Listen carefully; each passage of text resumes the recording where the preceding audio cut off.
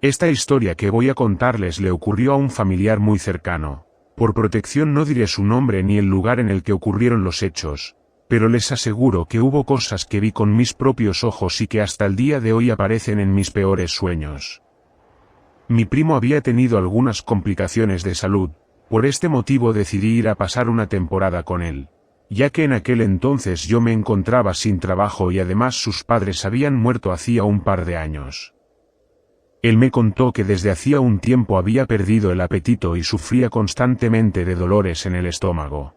Fuimos en varias ocasiones al médico, le realizaron diferentes exámenes, pero todos los resultados decían que su salud estaba bien, a excepción de todo el peso que había perdido y una inflamación que tenía en el estómago.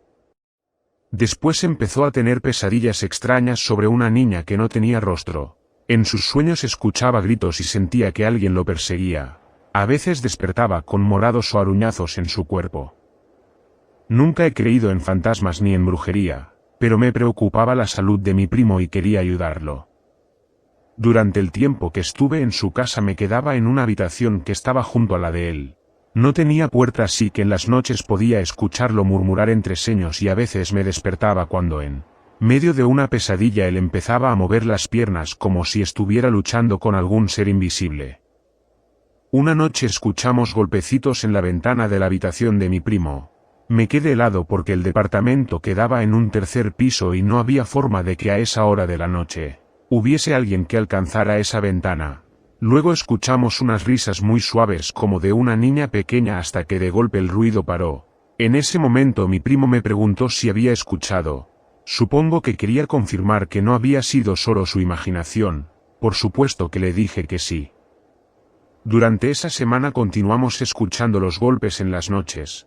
Algunas veces él me despertaba preguntando si había oído los ruidos, pero debo admitir que no siempre me despertaban. En cambio él no lograba dormir más de un par de horas. Sabíamos que teníamos que hacer algo con lo que estaba pasando, así que como venimos de una familia que siempre ha sido muy creyente, lo primero que pensamos fue en buscar ayuda.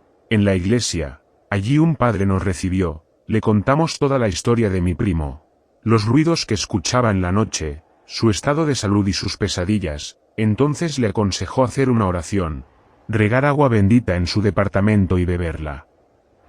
Luego de un par de días en los que habíamos seguido la recomendación del sacerdote, mi primo estaba bebiendo el agua bendita que nos habían dado en la iglesia cuando de pronto llevó sus manos a su estómago. Su piel se tornó pálida, vomitó un líquido amarillento y maloliente hasta que finalmente con una mueca de dolor expulsó lo que parecía un sapo en estado de descomposición. Yo no podía creer lo que había visto, lo ayudé a levantarse y a que se acostara en su habitación. Durmió por varias horas y cuando se despertó me dijo que se sentía mucho mejor. El dolor que antes tenía en el estómago había desaparecido, parecía que finalmente había funcionado. Pensamos que los problemas habían terminado.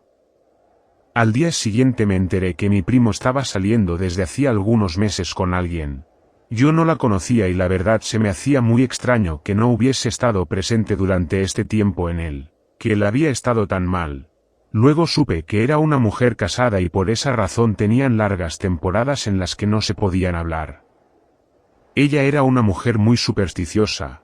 Cuando mi primo le contó lo que le había ocurrido le dijo que lo mejor era alejarse, pues ella sospechaba que su esposo había descubierto el engaño y tal vez podía terminar lastimándolo más.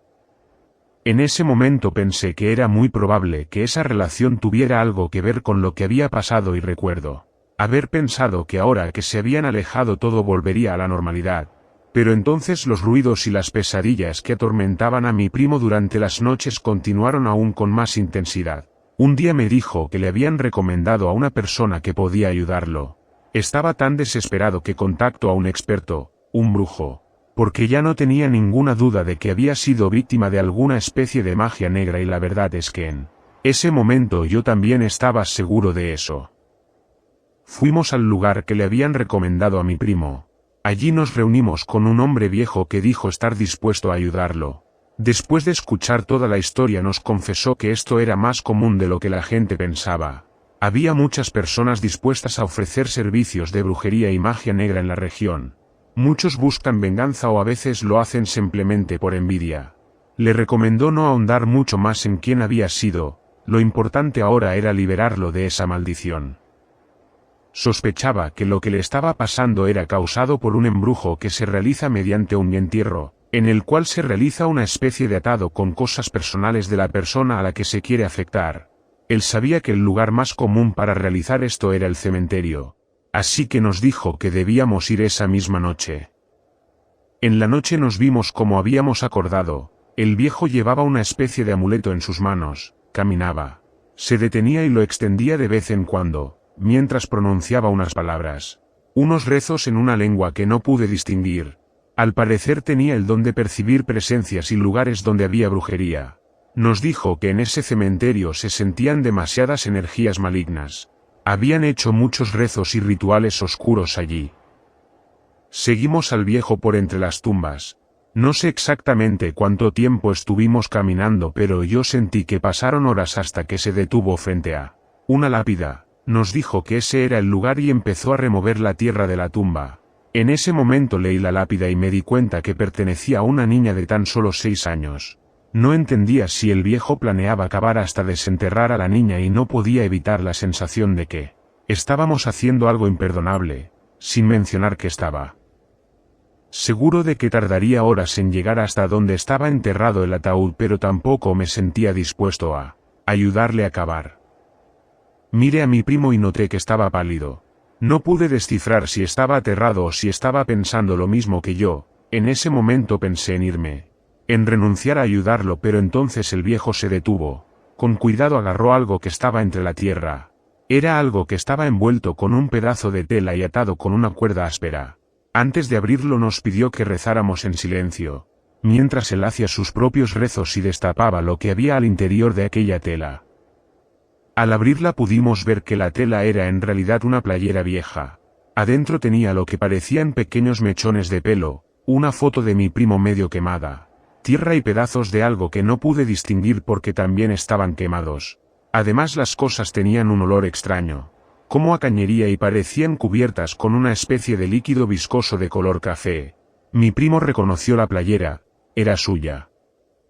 Allí mismo quemamos lo que habíamos encontrado, al tiempo que el viejo continuaba haciendo aquellos rezos en esa lengua desconocida, y mientras eso pasaba vi que mi primo palidecía aún más, se veía mareado, como si estuviera a punto de perder el conocimiento. Entonces el viejo se acercó a él, le entregó un amuleto que le dijo que debía cargar todo el tiempo, sobre todo durante las noches por los siguientes meses.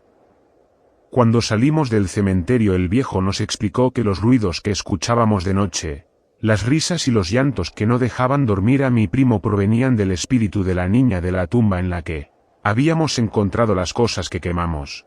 Alguien que debía sentir mucho desprecio hacia mi primo había mandado a hacer una maldición en su contra, un entierro, y para esto habían utilizado a esa pobre niña, interrumpiendo su descanso eterno. Regresamos al departamento sin poder creer aún del todo lo que habíamos hecho. Estábamos muy cansados. Recuerdo que mi primo me dijo que eso era todo. Si no funcionaba no sabía qué iba a hacer con su vida. No soportaba más esa situación. La verdad no supe qué más decirle, solo que intentara descansar y ya veríamos si el viejo tenía razón y todo lo que habíamos hecho daba resultados. Pasaron los días y no volvimos a escuchar ningún ruido. La salud de mi primo mejoró notablemente y aunque continuó teniendo pesadillas durante un tiempo, no eran como las de antes. Supongo que fueron un efecto de todo lo que vimos. Incluso yo llegué a soñar un par de veces con el cementerio, con la tumba de esa niña, y podía jurar que revivía aquel terrible olor que tenían las cosas que desenterramos esa noche. Pasado un tiempo conseguí un trabajo y me mudé solo. Nunca volvimos a hablar de ese suceso con mi primo y la verdad es que poca gente en la familia lo supo. Muchos seguramente no nos creyeron. Sin embargo siempre pensé que la mujer casada con la que estuvo saliendo mi primo tuvo algo que ver. Tal vez ella no, pero sí su esposo. El caso es que nunca me atreví a preguntarles sobre esto. Luego supe que cuando mi primo mejoró salieron por un tiempo. Supongo que a pesar de todo lo vivido hay cosas que nunca cambian, pero yo nunca volví a ser el mismo. Relato escrito y adaptado por Luna.